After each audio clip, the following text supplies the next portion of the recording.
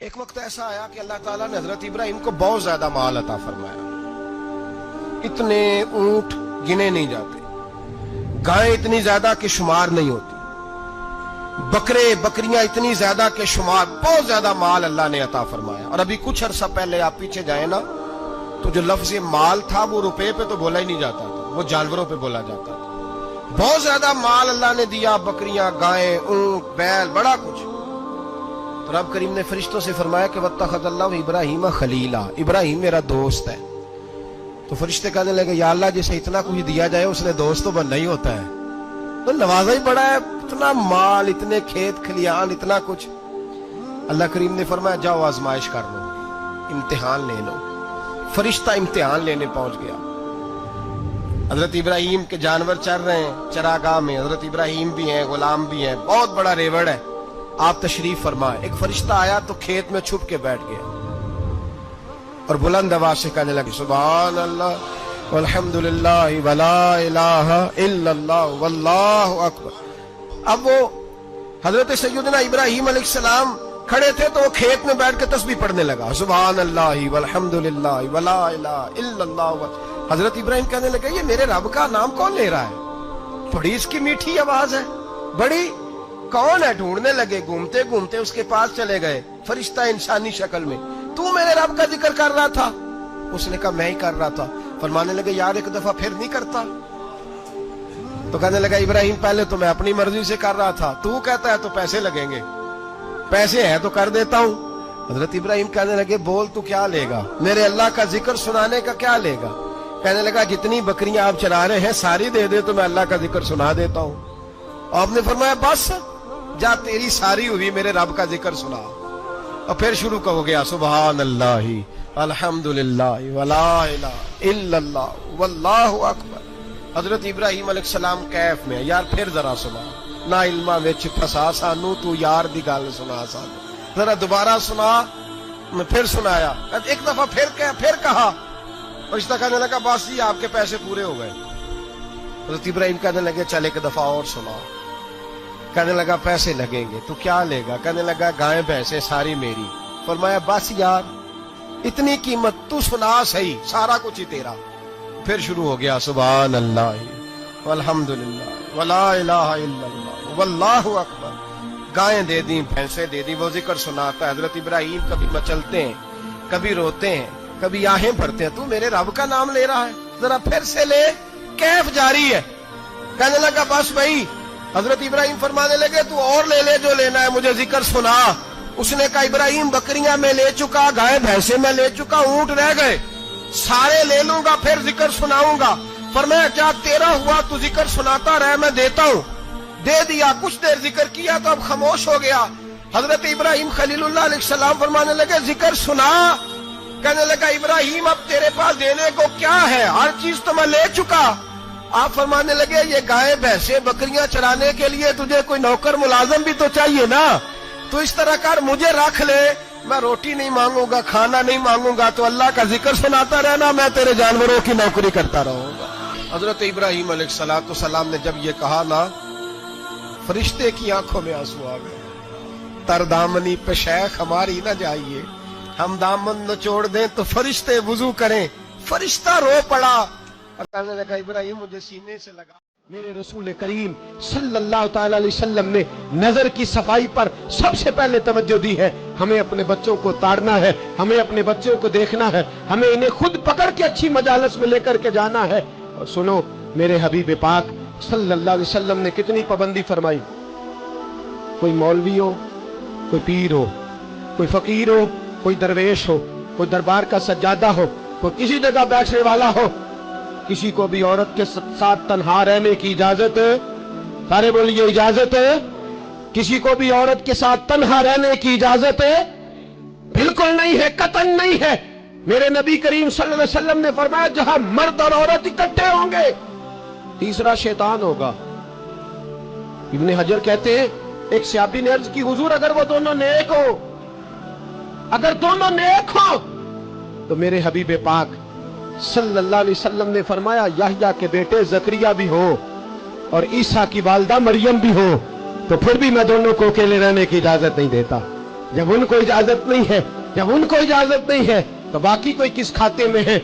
मैं सुनता हूं और आज मैं बबांगे दोहल कहता हूं, हमें वो दरबार भी कबूल नहीं है। सुन लिया जाए, मेरी बात को नोट किया जाए, हमें वो दरबार और मजार भी कबूल नहीं है जहां बुराई और मंशियात के अड्डे कायम है।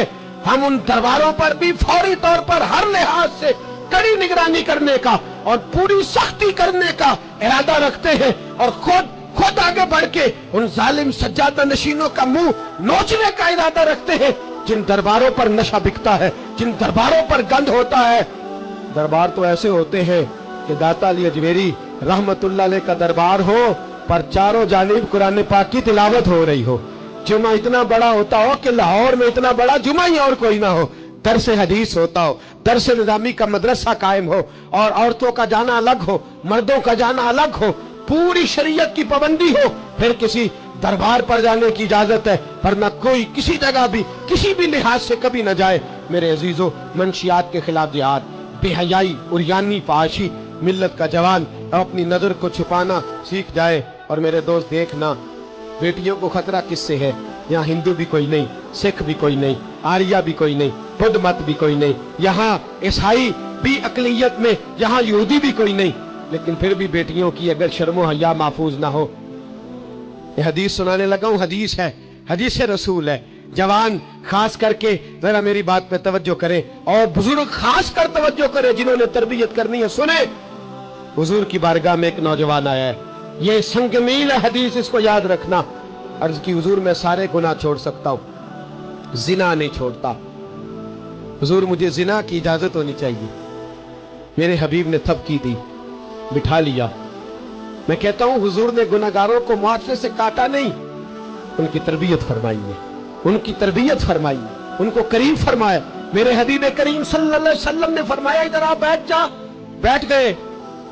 हुजूर ने फरमाया, तू पसंद करता है तेरी मां के साथ कोई बदकारी करे? हुजूर नहीं।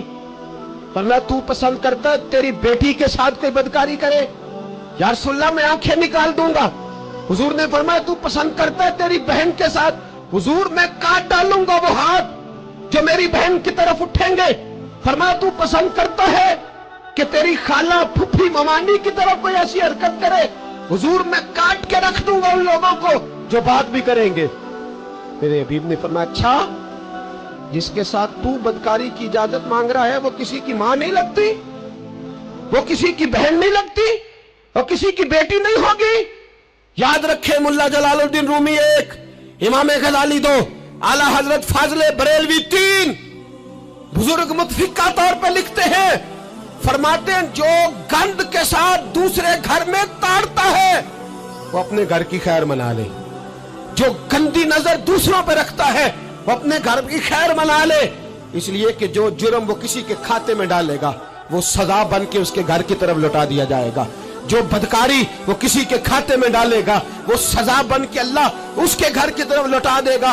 अगर अपने घर को पाक रखना चाहते हो तो दूसरों की तरफ पाक नजर रखनी शुरू कर दो। अगर चाहते हो कि तेरा घर अजीब मामला है ना, बेटे को तो पसंद की शादी की इजाजत है तो बेटी को इजाजत क्यों नहीं? अगर तेरा बेटा पसंद की शादी करेगा तो याद रखना, फिर जब किसी की बेटी ये लफ्ज बोलती है फिर इज्जतों के जनाजे निकलते हैं, फिर उरियानी फहाशी का जो है वो कलक लगता है माथे पर। फिर याद रखना, चारों जानिब से रुसवाइयां तेरा नसीबा होती है। अगर तू बेटी को रोकना चाहता है तो बेटे का हाथ पकड़। अगर तू बेटी को साफ रखना चाहता है तो बेटे को शर्मो हया की चादर उड़ा।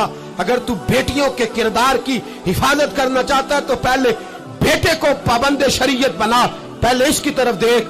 मेरे दोस्तों, ये 5 चीजें हमारा बुनियादी नुक्ता है।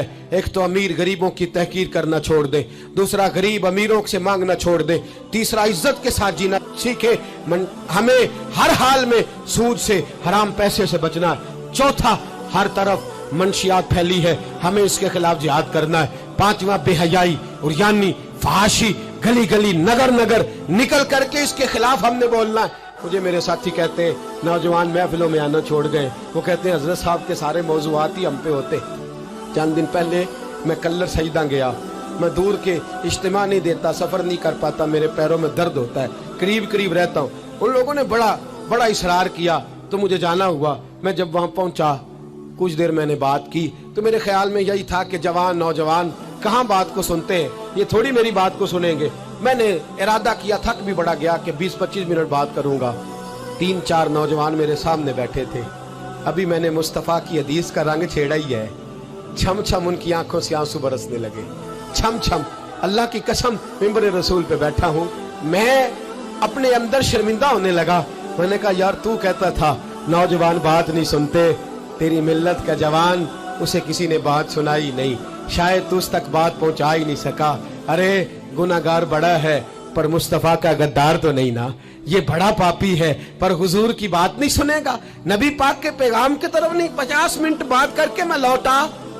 एक हफ्ते में इतने मुझे उन्होंने फोन किए, इतने फोन करने लगे जैसे तैसे भी हो आप दोबारा आइए, मुझे जुमेरात को दोबारा वहां जाना है। वो कहने लगे जौन सा वक्त कहेंगे हम रखेंगे, लेकिन खुदारा हमें सिर्फ मंशियात का नशा किसी ने लगा दिया है, इश्क मजाजी का गंदा नशा किसी ने लगा दिया है। कोई ऐसा मिले जो हमें रसूलुल्लाह के इश्क का नशा भी लगा दे, कोई मिल जाए ऐसा। अगर कोई शोएब आए, मुजस्सर कोई आए जो हमारे सीने से रगड़े। मेरे दोस्त, मिल्लत का जवान जब नेक होता है तो फिर हजरत बिलाल हबशी की राहों का मुसाफिर होता है, फिर हजरत फारूक आजम को आइडियल बनाता है, फिर सैयदना मौला अली शेर खुदा की जानिब देखता है। और मिल्लत का जवान जब मुजाहिद बनता है तो फिर इमाम हसन और इमाम हुसैन की यादों को ताजा करता है। वो कभी इल्मुद्दीन बन जाता है, कभी आमर चीमा बन जाता है, और कभी मुमताज हुसैन कादरी की शक्ल में सामने आ जाता है। वो डट जाता है, वो डट जाता है। मिल्लत के जवान, तेरे सीने से अब रसूल करीम सल्लल्लाहु ताला अलैहि वसल्लम की मोहब्बत को खींचा जा रहा है। तुझे वापिस आना है, अपने सीने को बेदार करना है, और तुझे आलम कुफर को बताना है कि शराब पीने वाला ही सिर्फ तुम्हें देखा है, तुमने कभी दुरूद पढ़ने वाला नौजवान भी देखना चाहिए। तुमने औरत को सारी रात फोन करने वाले जवान की दास्तानें तो सुनी है। अब हम तुझे वो वाला जवान सिखाते सुनाते हैं जो सारी रात मुस्तफा की नाते सुन के नबी पाक के